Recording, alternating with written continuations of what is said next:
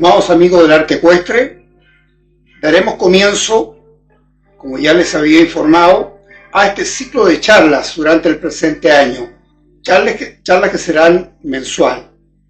La primera de ellas, que vamos a dar inicio el día de hoy, es el asiento sentir del jinete en su primera fase, que es una introducción a todos los temas, los grandes temas que vamos a tratar durante el presente año, conforme a los antecedentes históricos, los cambios de paradigma en el montar, los principios básicos del entrenamiento del jinete, algo fundamental como es esta nueva escala de entrenamiento del jinete, que ustedes entiendan cuál debe ser la proyección que hay para la formación del jinete, la comunicación corporal y neuronal, el engrama psíquico, es decir, cómo la ciencia ecuestre se pone a disposición para el aprendizaje, y muy en particular la neurociencia, algo tan fundamental para que un jinete pueda comunicarse con su caballo. La corrección de la alineación postural y un poco veremos cómo se lleva a cabo este trabajo de asiento. Reseña histórica del arte ecuestre de montar a caballo. He dividido esta línea del tiempo en tres grandes grupos, como podemos apreciar en la transparencia: el montar a caballo, el montar con método y montar académicamente. Esta línea del tiempo tiene más de 3.000 años, puesto que va desde 1400 antes de Cristo hasta esta fecha. Lo importante es destacar aquí que la edad antigua, en cuanto a montar a caballo, tiene grandes hitos. Sin duda que uno de ellos, y uno de los más importantes, cuando realmente se empieza a montar el caballo por primera vez. Hay diferentes escritos y teorías sobre eso, pero data hace miles de años. Ahora, en cuanto al entrenamiento del caballo y el arte de montar a caballo, los primeros escritos, el primer tratado de equitación que se tiene conocimiento es de Kikulis, este maestro hitita, que era un entrenador de caballos de carros de combate. En aquella época el caballo, por lo menos los hititas, y también en su época los escitas, utilizaban el caballo para medio de transporte. Y fundamentalmente los hititas desarrollaron todo el entrenamiento y cuidado del caballo para el carro de combate, lo que fue muy famoso, dado que en el año 1274 a.C. se produce la famosa batalla de Kadesh. Esta batalla enfrenta al imperio hitita con el imperio egipcio contra Ramsés II. Hay escrito por ambos lados quién ganó en esa batalla, pero sí lo fundamental a destacar que el carro de combate hitita se hizo muy famoso en esta batalla. Más adelante, ya 420 años antes de Cristo, aparece este oficial de caballería y filósofo, Xenofón. Xenofón produce dos grandes tratados. Uno es el arte de la equitación y el otro es el comandante de caballería, los llamados hiparquicos. Lo importante destacar en Xenofón, ya todos estos temas más adelante los vamos, en las diferentes charlas, los vamos a ir profundizando, pero lo destacable de Xenofón es el cuidado del caballo. Y el primero que habla del entrenamiento del jinete, ya sea para desfile o para el combate. Algo importante que sucede en la edad antigua es la aparición del estribo. Lo curioso es que aparece el estribo antes que la silla a montar. Bueno, el estribo era porque en estos peleros que usaban la caballería griega, romana, utilizaban un estribo que más adelante los mercenarios nubios del Valle del Nilo, ya en el año 400, casi al terminar, el 476 a.C., casi junto con la caída del Imperio Romano, aparece la silla a montar. Esta fecha es muy importante porque se da inicio a la Edad Media, una edad oscura, si se quiere, donde hay poco relato. Lo curioso es que hay más relatos en la antigua en cuanto al arte de montar que durante la Edad Media. Tiene, yo diría que el primer cambio de paradigma en el montar, porque se enfrentan dos grandes mundos, que es el mundo árabe, que proviene de las tribus del norte de África, que invaden el continente europeo, el sur del continente europeo, por casi 700 años.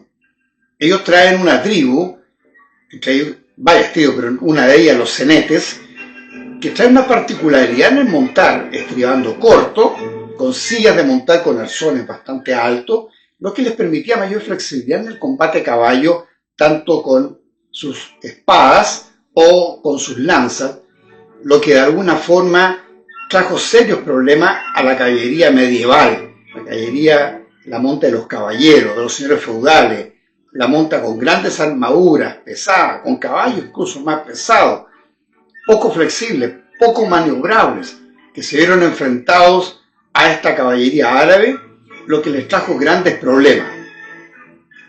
Pero poco a poco ellos tuvieron que ir cambiando esta modalidad de montar, y me refiero especialmente al Imperio Español, y buscar nuevas modalidades de montar, alivianando un poco más su caballería para poder enfrentar a estas tribus árabes. Algo muy importante en la Edad Media, se produce la primera batalla de Potiero, porque hay una batalla de 1300 y tanto, pero esta primera batalla de los francos contra los mismos árabes, los mismos moros, donde se produce que por primera vez se le entrega caballo, en este caso los francos, le entregan caballo a sus vasallos para formar las unidades de caballería. Se dice que aquí nace la caballería. Pues bien, ya al terminar prácticamente la Edad Media, hay un rey portugués, el rey Dom Duarte I, que tiene una importancia porque saca el primer tratado de equitación, llamado El arte del buen cabalgar. Habla mucho del entrenamiento del caballo para el rejoneo, para los toros, pero algo muy importante que vamos a profundizar durante todas nuestras charlas. Él es el primero que habla de la psicología del jinete, la necesidad de estudiar la mente y preparar la mente para un buen montar. Y esto más adelante nos vamos a dar cuenta cómo influye hasta nuestros tiempos, siendo una de las grandes variables a considerar para el entrenamiento de un jinete. Continuando con nuestra nueva línea del tiempo, ya hemos analizado prácticamente la monta de la jinete contra esta monta de la brida, que así se llamaba, de las armaduras, etc. Pero ya en el Renacimiento aparecen las primeras escuelas de equitación en el reino de Nápoles. Se habla de las primeras escuelas de equitación en 1532. Algunos historiadores hablan que la primera escuela es de Federico Grisón. Otro habla que fue en Ferrara, no en Nápoles, y la escuela de César de Fieschi. César de Fieschi es muy importante, y también en el entrenamiento más adelante de caballo, en nuestras charlas, lo vamos a considerar y nombrar bastante, porque él utiliza, para poder explicar a sus alumnos el movimiento del caballo, utiliza terminología musical, y en sus tratados tiene partituras musicales para explicar el movimiento del caballo, la que mantenemos hasta el día de hoy en la propia reglamentación de la Federación Ecuestre Internacional y en todo manual de equitación, como son las palabras el tempo, el ritmo, el compás, la cadencia, todo data de esa fecha. Pero la primera publicación de Federico Grisone, publica Gli Ordini Cavalgare, este tratado es tremendamente importante. Él se le considera como el padre del arte ecuestre clásico, o el padre de la equitación clásica. Más adelante, hay otras escuelas de equitación se crea, por ejemplo, en 1565, la Escuela de Equitación Española de Viena. En 1623 hay maestro francés, Pluvinel, alumno de Federico Grisone, pues se preparó en la escuela de Nápoles y funda las primeras escuelas en Francia, al igual que Salomón de la Bru, que es contemporáneo con Pluvinel, y tiene una gran influencia sus tratados ecuestres. El caso de Pluvinel, donde su tratado llamado El Picadero Real o La Instrucción del Rey, que es un tratado muy particular, porque la forma de escribir la instrucción es a través de una conversación que tiene el maestro contra su instruido, pero el instruido es el propio rey, en este caso Luis XIII. Luego, ya en 1733, tenemos un sucesor de Pluvinel en Francia, que es François Laguironière. François Laguironière, considerado como el padre de la equitación moderna, saca un tratado, que es la Escuela de Caballería, que es el texto quizás más reconocido en el mundo de hoy como el precursor de la equitación clásica y moderna. Toda esta época, llamada montar académicamente, como hice referencia al comienzo de esta charla, aquí se desarrollan los ejercicios, modalidades, sistemas de entrenamiento, como son Salomón de la Bru en su libro La caballería francesa, o el mismo François Laguironière en su tratado de caballería. Temas que vamos a tratar más adelante cuando analicemos ejercicios de entrenamiento de los caballos. Pero Laguironière tiene un tratado completo, un capítulo completo sobre la instrucción del jinete. Más adelante tenemos otro gran cambio que se produce en esta edad moderna, ya pasado el Renacimiento y el Barroco, como es el capitán Federico Caprilli, como en 1868 saca su método, este método de la monta adelantada. Cuando él observa a un gran jinete de carrera, un jockey de carrera, que vamos a analizar más adelante, llamado Todd Sloan, se da cuenta que él galopa arriba de las espaldas del caballo, le permite mayor movimiento y amplitud de las batidas del caballo, y lo lleva a su método. Federico Caprilli, como vamos también a analizar un poco más adelante y en profundidad, por la importancia, él da un gran salto, un gran cambio, un cambio de paradigma, y me atrevería a decir que es el segundo cambio de paradigma en el montar, como lo es el salto adelantado, cuyo efecto más importante nosotros aquí en Chile lo consideramos fundamental, dado que permite que el propio capitán Alberto Larraguibel Morales, con su caballo Guaso, en el año 1949 en Viña del Mar, el regimiento Coracero, puede batir el récord mundial de salto en altura con 2,47 metros, con una monta adelantada casi perfecta. Y así llegamos al año 2014, donde a mi juicio, desde el punto de la época moderna, de montar académicamente, se produce el tercer cambio de paradigma, que es el montar centradamente de Sally Swift, esta entrenadora norteamericana, que desgraciadamente falleció hace pocos años, que saca sustento una metodología de entrenamiento, aprovechando las dificultades que tenía ella de desplazamiento, un tema físico que ella tenía, y desarrolla una modalidad de montar, de entrenar el jinete, que es la monta centrada, que vamos a analizar más profundamente más adelante. Dentro de los antecedentes históricos tenemos en los estos grupos que ya mencionaba, el montar a caballo, montar con método y montar académicamente. Tenemos la época primera, la edad antigua, a Quiculis. Los tratados de Quiculis, hay por lo menos 2 tabletas en el Museo de Berlín, otras están en el Museo de Estambul. Es un tratado completo de entrenamiento del caballo, en este caso de carro de combate, alimentación y cuidado. Su metodología, 1400 años antes de Cristo, la podemos reconocer el día de hoy incluso en el entrenamiento de caballos de carrera, de caballos de enduro o de caballos de concurso completo de equitación, en cuanto a cómo lograr la resistencia y el entrenamiento de los caballos. Muy importante de analizar.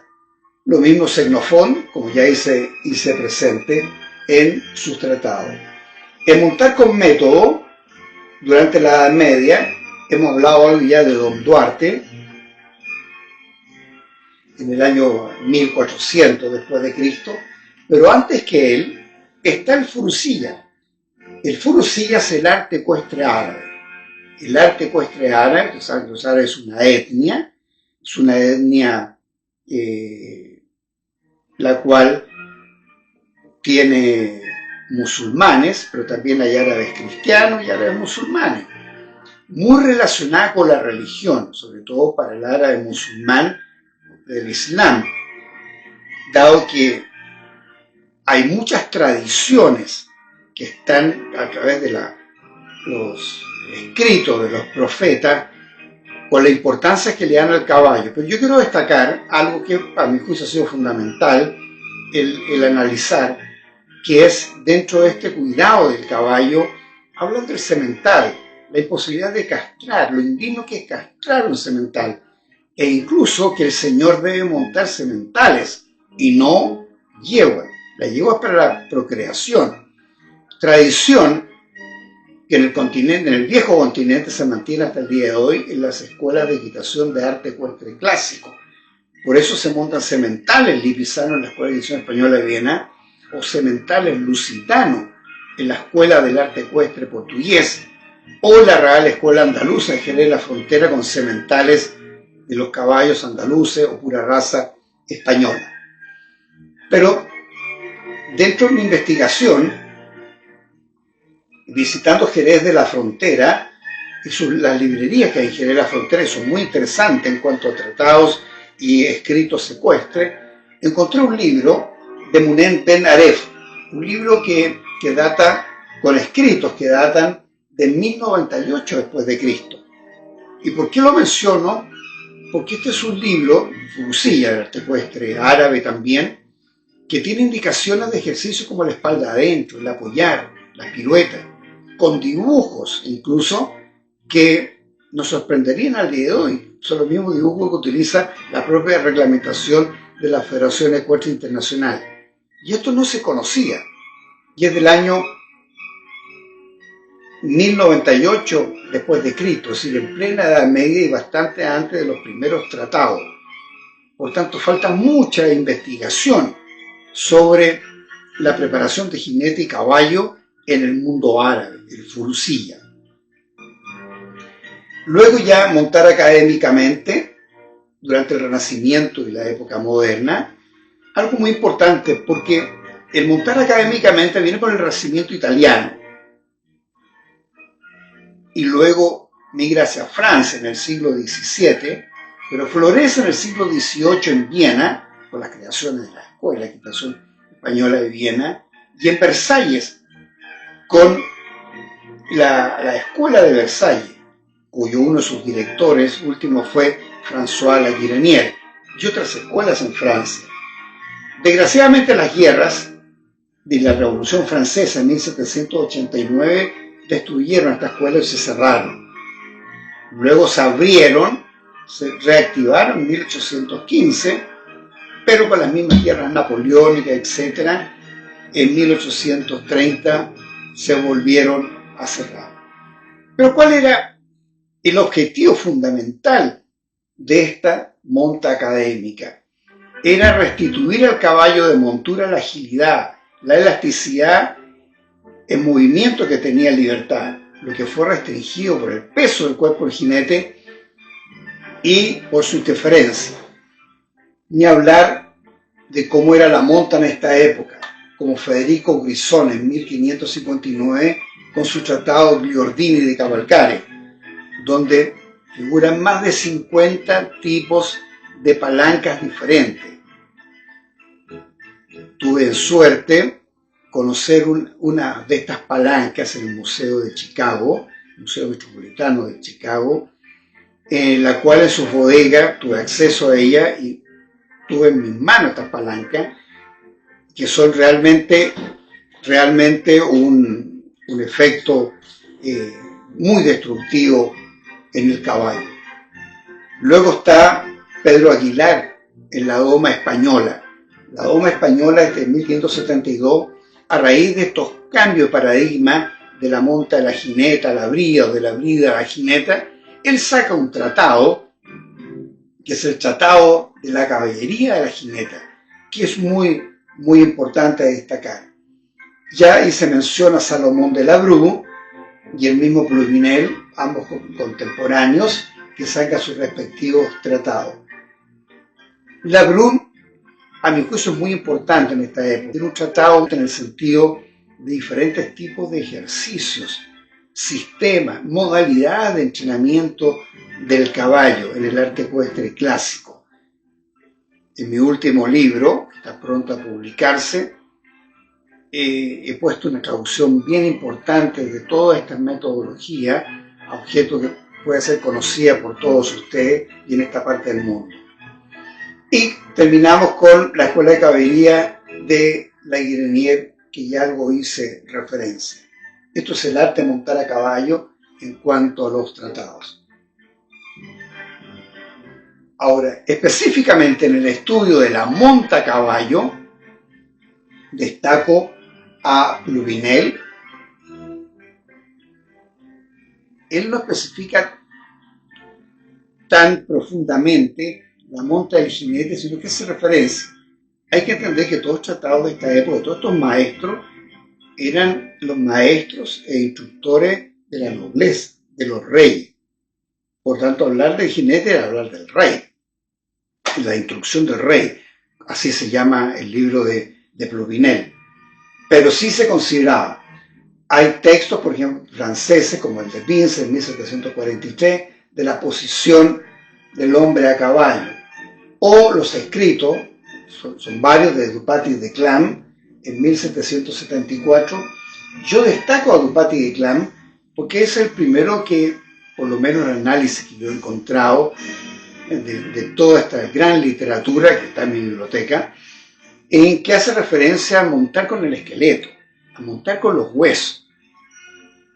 De aquí se infiere, y lo vamos a ver más adelante, que siempre la referencia de montar por el equilibrio, no por fuerza, se agrega un tercer concepto que quizás más profundo y más importante, que es el montar por alineación. La alineación del esqueleto, como decía Dupaty de Clam, hace que montemos sin fuerza.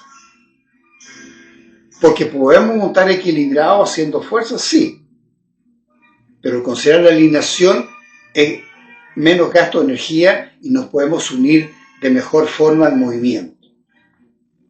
Así hay otros escritos, como el caso de Bohan en 1827. Y todo esto nace, por supuesto, desde Xenofón. Hago referencia especial en el caso de Federico Guizón en esta lámina para poder mostrar a ustedes lo que era la monta a caballo por su visión. E insisto, donde se le daba más importancia al entrenamiento del caballo que al jinete, como se pudiera pensar incluso en muchas escuelas hasta estos tiempos, dado que al jinete se le enseñaba a usar una serie de artilugios para poder someter al caballo. Era la monta por sumisión, de sometimiento absoluto. Y es así como vemos todas estas grandes palancas en el Tratado de Guizón. O, como pueden ver ustedes, es un grabado de la época de Guizón, cómo curar la inquietud del caballo. Aquí tienen un gato amarrado a un palo de espalda para poder alterar el caballo y curar su inquietud. Ese era el pensamiento de la época. O el mismo Salomón de la Bru, vean las camas de estas palancas y todas las diferentes palancas que el mismo Salomón de la Bru, cada uno de estos maestros diseñaba diferentes palancas para tener diferentes efectos. Si usted analiza estos tratados, estas 50 palancas, todo era para conseguir un efecto, en el cual a través de la mano del jinete, con estas palancas se producían todos los efectos deseados con el caballo. Por tanto, eso fue lo que fue variando en la monta académica y poco a poco hasta llegar a nuestros días. La equitación académica es la perfección del arte ecuestre. Esto viene desde la época de Newcastle, el duque de Newcastle, este inglés, que él decía cómo mejorar la naturaleza por la sutileza del arte. Y él saca el sistema de Newcastle, el método de Newcastle, en 1658, y que da origen un poco a todo esto que es la perfección ecuestre con estos grandes maestros. Lo importante es que aquí empieza a cambiar un poco esta sumisión del caballo fuerte a lograr que el caballo se entregue, pero mucho más suave. Aparecen los bocados articulados, una forma más normal, más armoniosa, más segura, el tipo más noble de poder enfrentar el caballo. De los que yo he destacado acá en la equitación francesa está la escuela de equitación académica, la equitación académica del general de Carpentry, en 1949, cuando habla que el sentir en el asiento permite al jinete notar el esfuerzo del caballo. De Carpentry, a mi juicio, tiene una importancia muy, muy grande en el sentido de cambiar un poco la escuela de equitación francesa, que se había desviado bastante, especialmente con uno de sus grandes influencias, como fue François Boucher, un entrenador de circo, de caballos de circo, pero que presenta un método que en muy corto tiempo, estoy hablando de meses, él lograba desde la mansa hasta un caballo de alta escuela, o en pocas horas de instrucción, entrenar completamente a un caballo, una metodología muy particular que la vamos a analizar más adelante. Pero no siguió los lineamientos de la equitación francesa clásica como de la Guillenier o el propio Salomón de la Bru, sino que muy contrario se aparta de esto. Y al apartarse, lógicamente la equitación francesa se diferencia fuertemente de la equitación germánica, que sí siguieron a la Guillenier hasta el día de hoy. La escuela de caballería, el texto francés de la Guillenier, es una de las bases fundamentales de la metodología de la Escuela de Equitación Española de Viena hasta nuestros tiempos. Y sus grandes maestros y fundadores de la Escuela de Equitación Española de Viena han seguido y citan bastante a la Guillenier. Entonces, estas dos formas de sentir es todo lo que necesita el jinete para conocer el estado físico y psíquico del caballo. Y por eso que nace la equitación académica. Hay que entender que la equitación francesa ya en 1814 habían fundado el picadero académico con el conde d'Aubray y su sucesor, el propio general Hoth. Y empieza a cambiar un poco. Lo que sí podemos decir, como resumiendo la equitación académica, ya prácticamente con de Carpentry y con la influencia que tuvo la competencia en unificar desde el punto de vista de una organización internacional como es la Federación de Ecuestre Internacional, las escuelas, que siguen teniendo al día de hoy algunas diferencias. Al analizar y al haber trabajado con ellas, con la Escuela de Equitación Española de Viena, o con Jerez de la Frontera, o con la Real Escuela de Arte Ecuestre Portugués, con el mismo Samuel en Francia, el Cuadro Negro, encontramos diferencias marcadas, pero hay una línea común. Me atrevería a decir que es la línea más que nada de la Guillenier. El cambio de paradigma en el montar. Tal como lo habíamos enunciado en la línea del tiempo, este primer cambio de paradigma entre el montar a la jineta a la brida y después la modificación de la brida gracias a la intromisión en el sur de Europa por los moros de la monta a la jineta. Algo importante a destacar son las diferencias que tiene este cambio de paradigma. Mientras la monta a la jineta era una lucha por sorpresa y algarabías, como se decía en aquellos tiempos, la monta a la brida eran formaciones compactas, una monta trepidante, una pelea en masas fuertes, la rapidez que tenía la monta a la jineta y la sobriedad que tenía la monta a la brida. Ya hablamos algo de los borrenes altos, los arzones de la silla. Algo muy destacable, estribaban corto y en la monta a la jineta estribaban bastante largo. La doma era muy rápida del caballo y la doma lenta y larga, este caballo pesado de los señores feudales.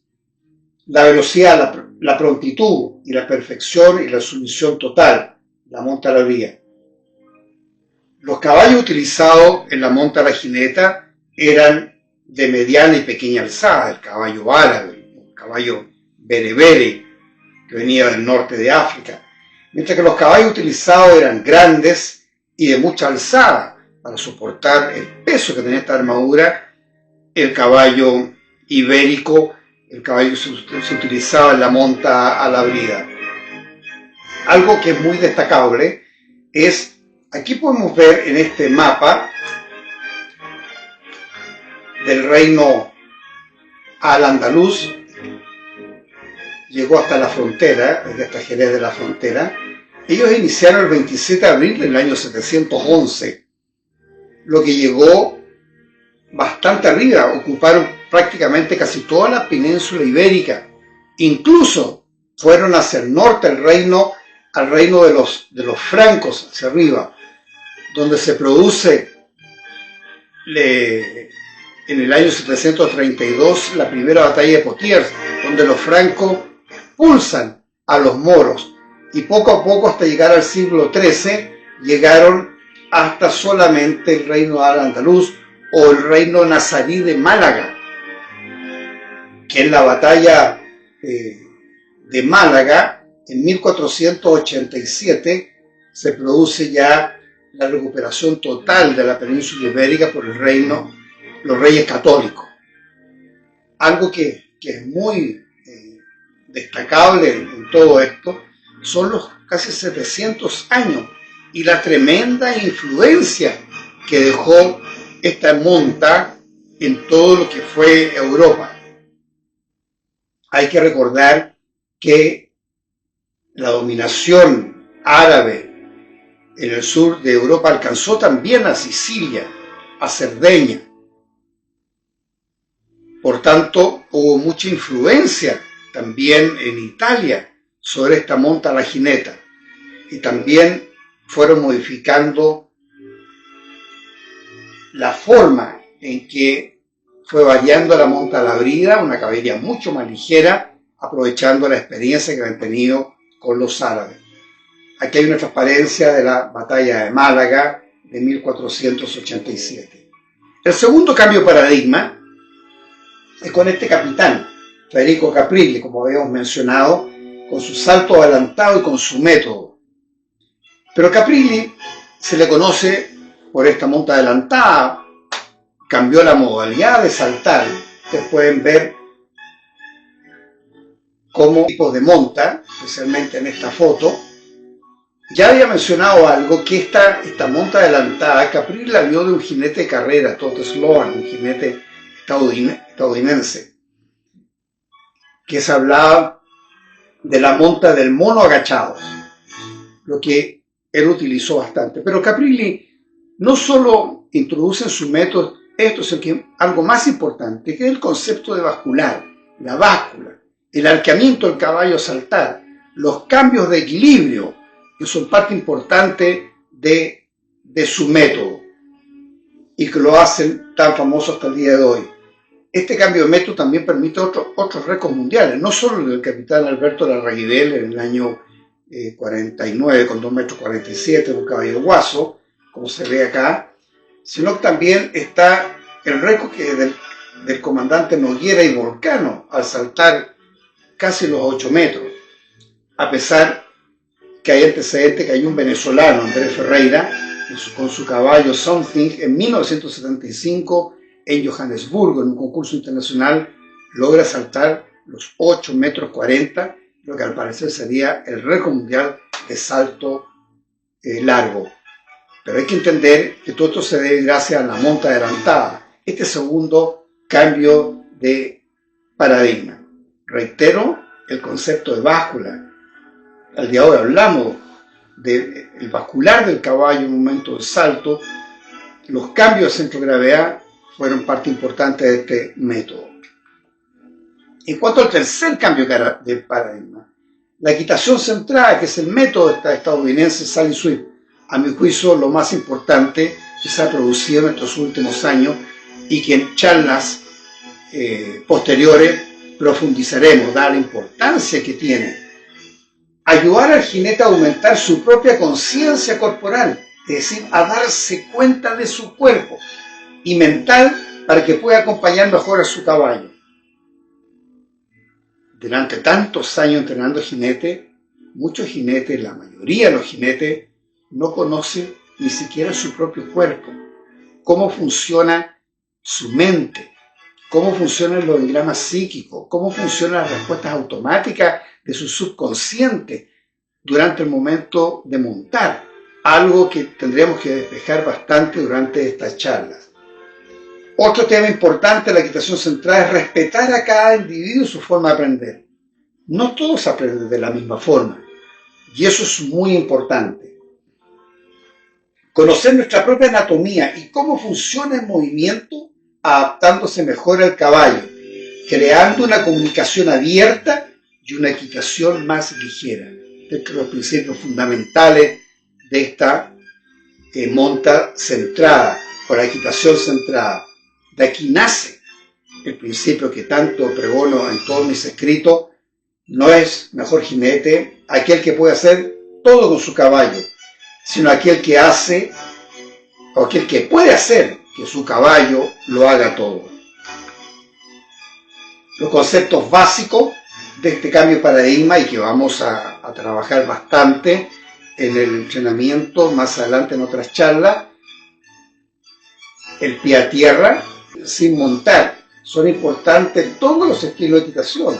El centrado, que es la unión de los centros de masa, algo fundamental. El centro de masa del caballo está en un punto y no se va a mover. El centro de masa del jinete también tiene un punto. Están separados por algunos centímetros, que son bastante. La unión perfecta del centro de masa produciría la unión perfecta entre jinete y caballo. Pero esto físicamente es imposible. Es el jinete el que tiene que adaptar su centro de masa de tal forma que se pueda unir de la mejor forma al centro de masa del caballo. Y esto requiere mucho ejercicio, mucha flexibilidad y mucho trabajo de asiento. Cuando habla de los ojos suaves, el otro concepto, Sally Swift, se refiere a la conciencia, es decir, al darse cuenta.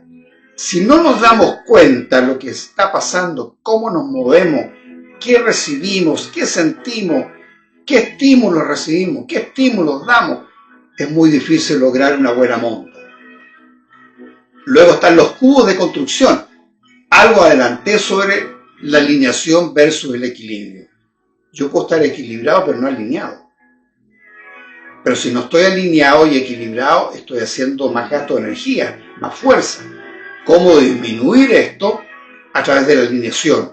Lo vamos a ver más adelante. Luego la conexión a tierra. Es la sensación de estar plantado sobre el suelo. Es el fundamento de los 4 principios básicos. Estos 4 principios básicos es necesario mantenerlo en todo momento.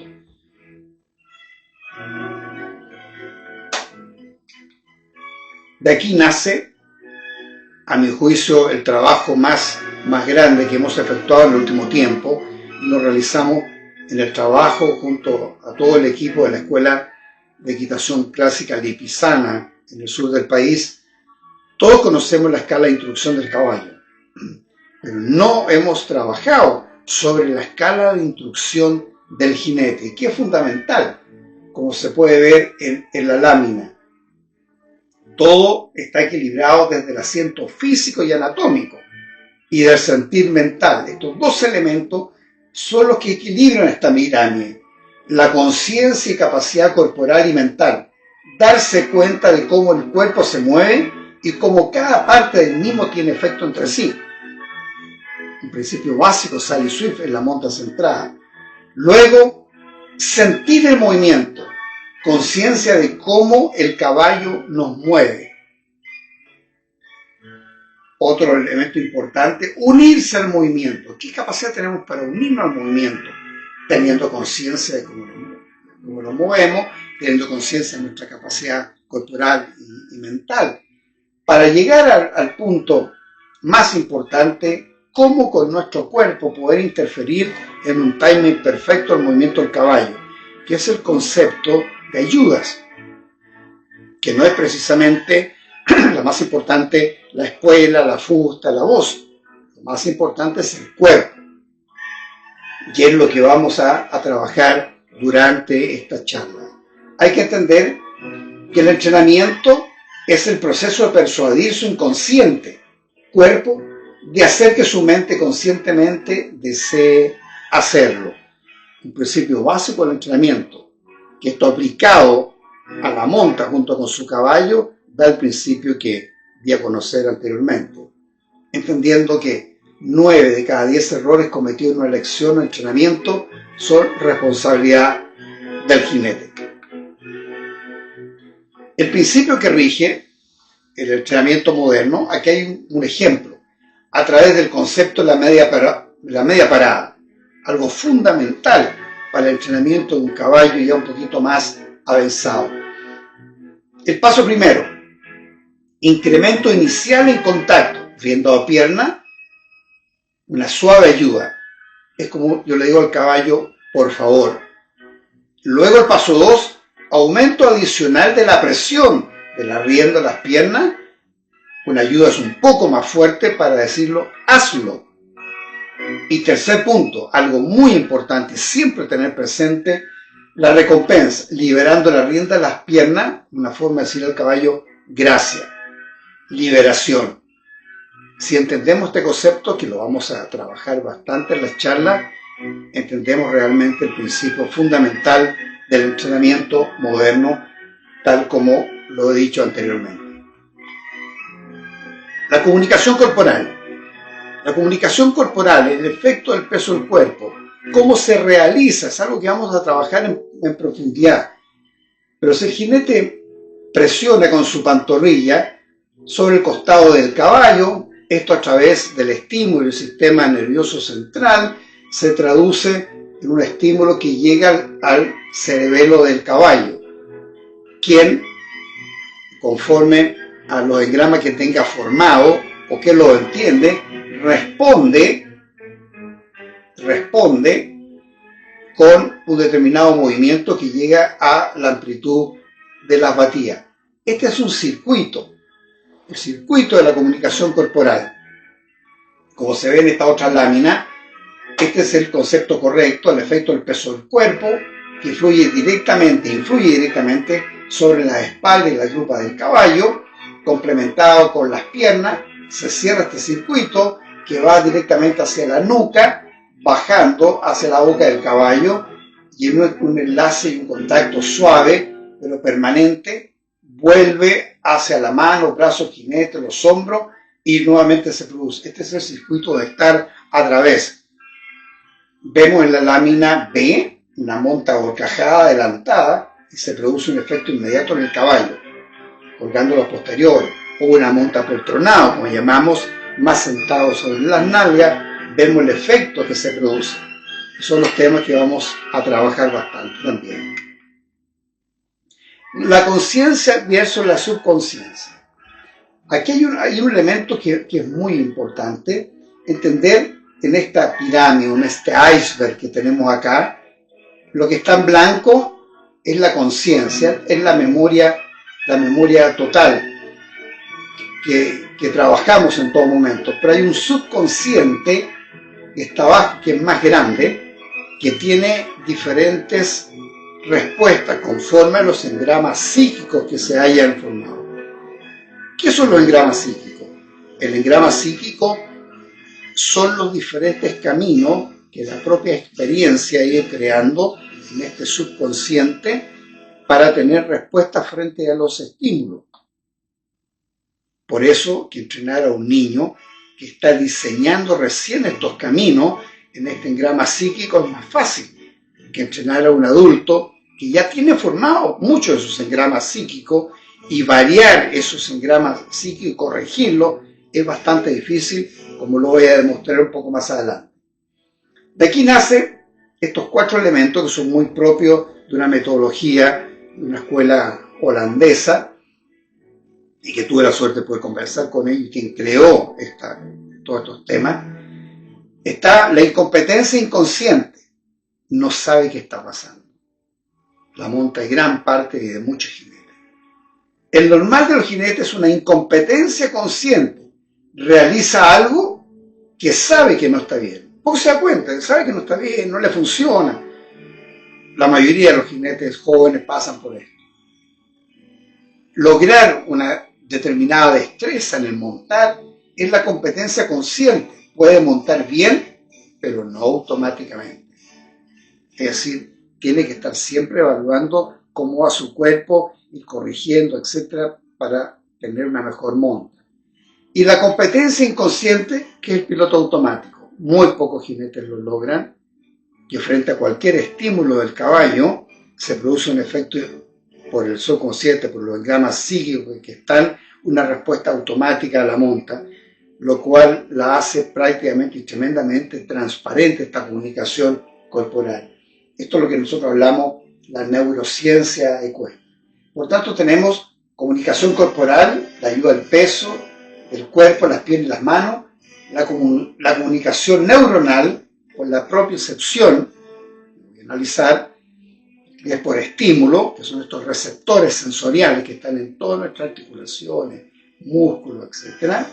Y la comunicación psicológica, que es la conciencia del engrama psíquico. Elementos para quizás muchos de ustedes bastante nuevos, que quizás los han escuchado, pero no los han profundizado. Esta es la base del entrenamiento moderno. Esto es lo cual tenemos que preparar a los entrenadores y a los maestros para poder ayudar realmente a los jinetes. La comunicación neuronal, ya miramos en la imagen anterior la cantidad de millones y millones de neuronas que tenemos en nuestro cuerpo y cómo estas se relacionan unas con otras y produce este famoso circuito del aprendizaje a través de un proceso consciente. Esta comunicación neuronal que fluye por esta gran autopista que es el sistema nervioso central, especialmente en el asiento de la comunicación central, parte de esta parte que se llama cola de caballo. Ahora, ¿qué es importante en la comunicación neuronal? La respuesta automática, las respuestas que se van formando con estos engramas psíquicos que vamos a profundizar. La corrección de la alineación postural, ¿cómo corregir algo que no se sabe incorrecto? Muchas de las posturas que ustedes adoptan como jinete sobre su caballo, su engrama psíquico o la experiencia que han tenido, la asume como correcta, aunque es incorrecta. De aquí nace la gran preocupación que deben tener los maestros y los entrenadores sobre su jinete. Cuando yo corrijo, baje las manos, suba la punta de los pies, cierre los talones, etc. Todas estas correcciones verbales que dice su entrenador que actúan directamente sobre la conciencia, al darse cuenta el jinete, quien al escucharla las corrige. Pero esta choca inmediatamente con el engrama psíquico de lo que cree correcto, que tiene grabado, y vuelve al mismo problema. Por tanto, no es un buen método solo decirle al jinete baje las manos o corrija la tal posición de las piernas o del tronco. Es mucho más profundo que eso. Hay que producir el cambio desde el engrama psíquico. Variar un engrama psíquico es muy complejo, sobre todo para el entrenamiento de adultos. Se recurre a la sinestesia o propiocepción, que es la percepción del sentido movimiento. La propiocepción es la encargada de informar al cerebro del movimiento. Son estos famosos sensores que están en todo nuestro organismo. El propioceptor es un receptor sensorial ubicado principalmente, como decía, en músculos, tendones, articulaciones. Nos movemos según los criterios de sensación que hemos ido archivando en nuestro cerebro, denominados engramas psíquicos. Si quiero estar recto, me coloco según siento que es recto, aunque físicamente no quede correcto. Aquí ven la foto de una de mis mejores alumnas, cuando iniciaba. Ustedes pueden ver lo incorrecto que está su posición, y por más que yo le decía corregirla, ella optaba porque así tenía su engrama formado. Yo que modificar esto, se pudo y lo logró, siendo una de las mejores amazonas de su país.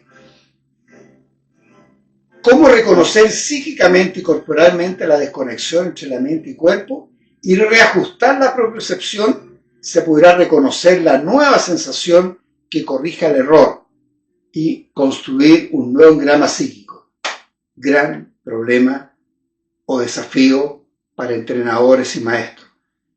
De esto nace la importancia de esta charla y profundizar el conocimiento para realmente aportar de mejor forma el entrenamiento de los jinetes y lograr su desarrollo más completo.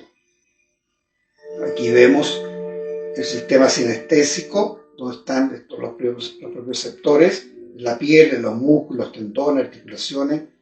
Aquí el sistema vestibular, el sistema del oído, que es fundamental para el equilibrio. Pero con estas láminas yo quiero de alguna forma reflejar a todos ustedes la importancia que tiene esto. El entrenar caballos, si no tenemos una buena comunicación corporal, neuronal, sensorial, como quieran llamarla, conforme a la profundidad, el entrenamiento del caballo es deficitario. Y hay que entender este punto. Y a mi juicio es lo más importante que nos aporte la ciencia ecuestre o la neurociencia ecuestre en estos tiempos.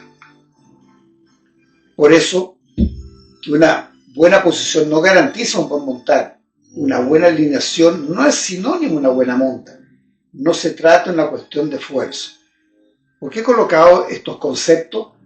Porque nos vamos a ver siempre enfrentados, sobre todo los entrenadores y los maestros, bueno, ¿cómo lo hacemos?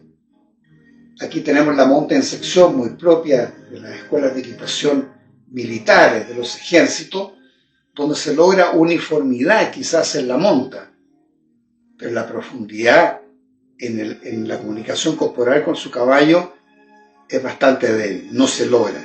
Por eso las grandes escuelas, como la Escuela de Equitación Española de Viena, o nuestra escuela en el sur, con maestros de la Escuela de Equitación Española, la monta, la cuerda individual, sin estrío, es pero fundamental.